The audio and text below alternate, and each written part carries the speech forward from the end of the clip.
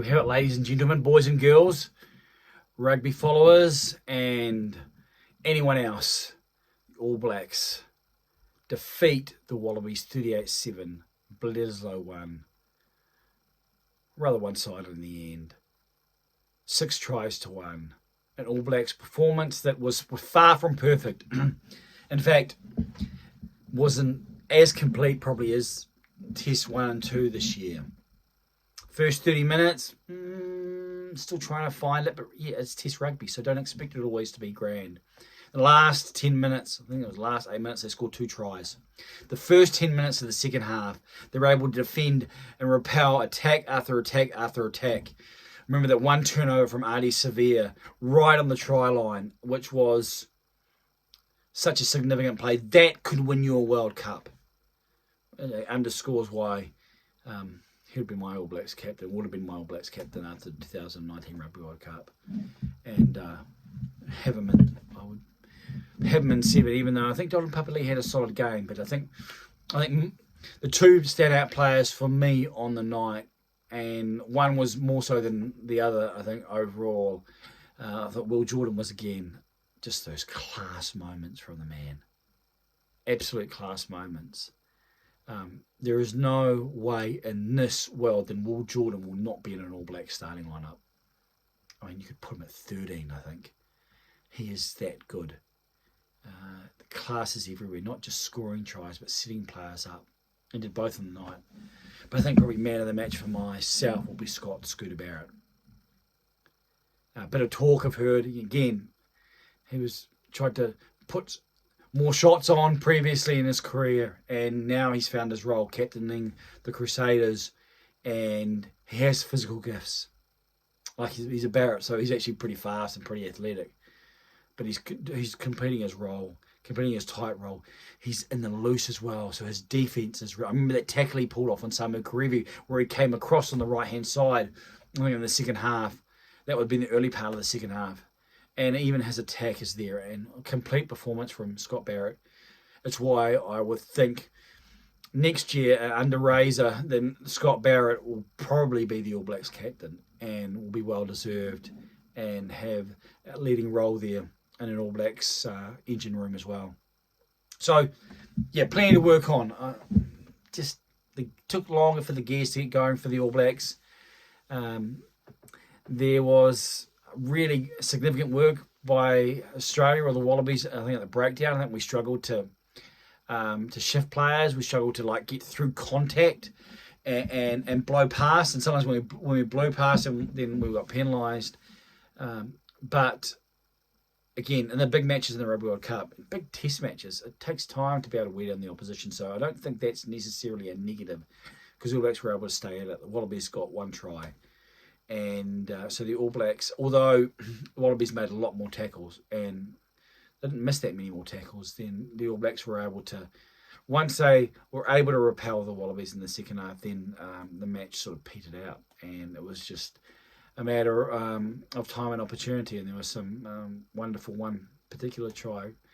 I think it was started from the kickoff, Rieko Ioane. And I think that was Talia's try. And poetry in motion, beautiful rugby, and probably not rugby you're going to see in really tight Test matches.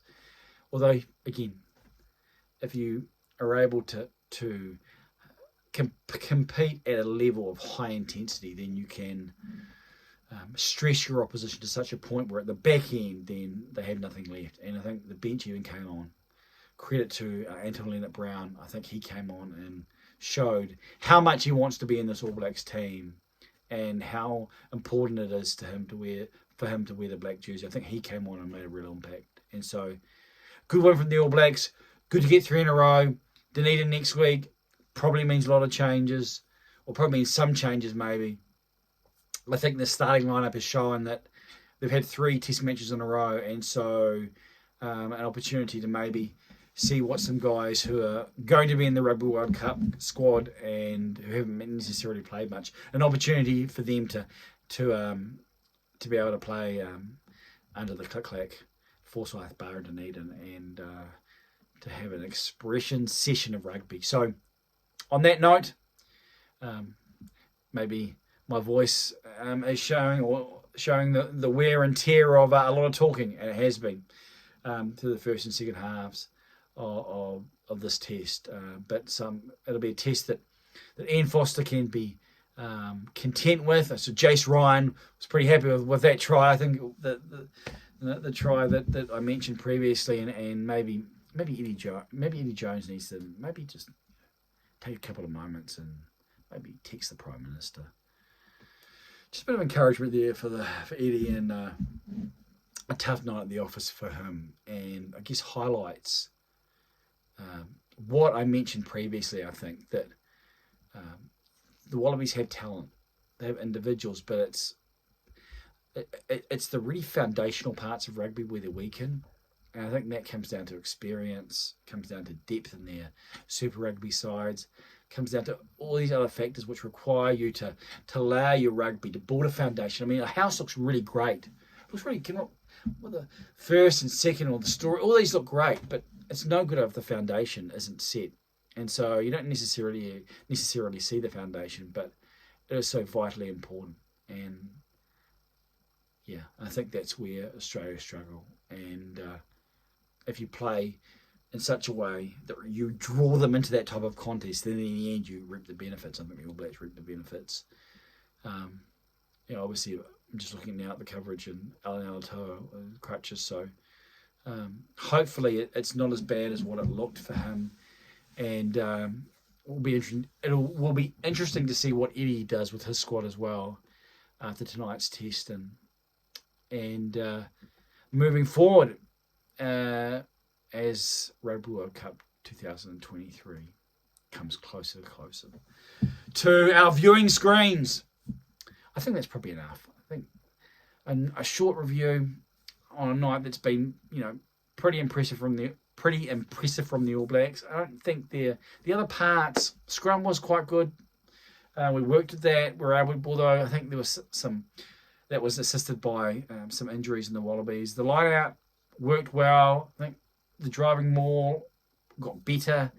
The breakdown, it's an interesting part, the breakdown. And I think there was some good work that was completed, not necessarily, and involved Papa Lee, but I think other players as well. I think, again, I'd really like to see Artie at 7 and just have that concentration there, because I think he takes it in such an aggressive way. And that one turnover, that elite turnover, I mentioned in the commentary or the conversation that if that had been turned over, and he was in the 7 in 2019 semi-final, that was the type of thing that needed to happen when England were attacking early. So well done to the All Blacks.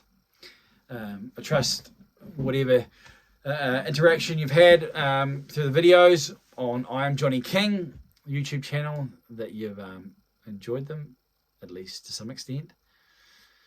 A reminder to, I see you see on the videos, press subscribe. Well, I don't have anything at the bottom of my screen, so find the subscribe button if you would, and subscribe. That would be wonderful, because if we go live, we need, I think, 1,000 people, 1,000 subscribers. If we have those, then we could do it in real time, and maybe I could talk a little bit less, and we could engage a little bit more in terms of social media, and we can see where this new angle can take us. And follow on I Am Johnny King on Twitter or X or whatever it's called, or whatever it will be called into the future.